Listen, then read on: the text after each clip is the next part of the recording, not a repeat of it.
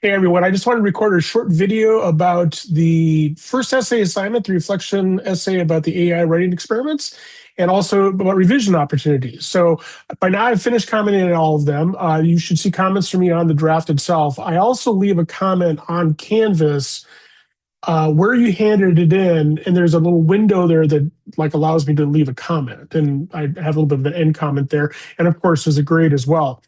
Um, I thought they were interesting overall, and I think that a lot of you did a pretty good job. But I also think that a lot of you might want to think about revising too, because of some things that, that you could probably do better.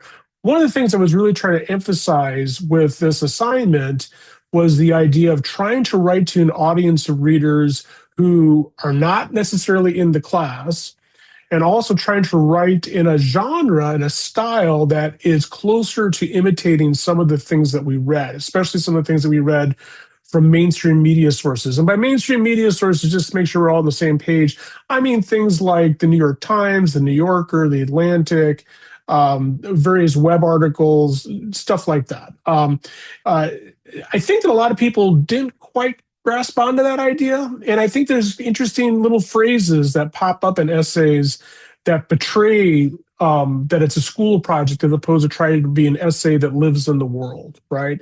So a lot of you said stuff like, I thought the first experiment was really interesting. Well, if you're a reader who's coming to this from outside the class, that doesn't make a lot of sense, right? Um, and the structure of these essays, if they're too much like a first I'm going to talk about this point, then I'm going to talk about that point, kind of like a 5-paragraph essay sort of thing, kind of the 3 reasons for doing X kind of essay that we talked about earlier. That's the kind of thing I was hoping to push people to avoid. It's hard to do that if you're not used to writing in these spaces that are outside of school.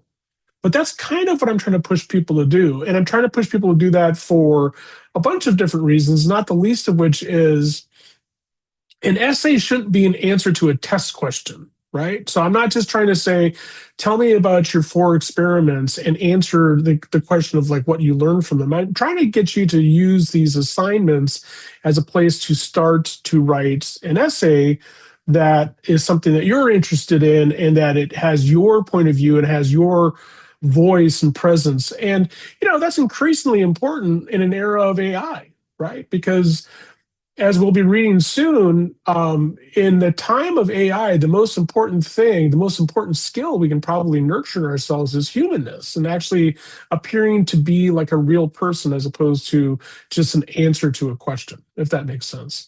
So some of you might want to revisit it in terms of the style things, and I have various comments and questions about that, or comments on everybody's essays about stuff like that. And we can talk more about that one-on-one if you want as well.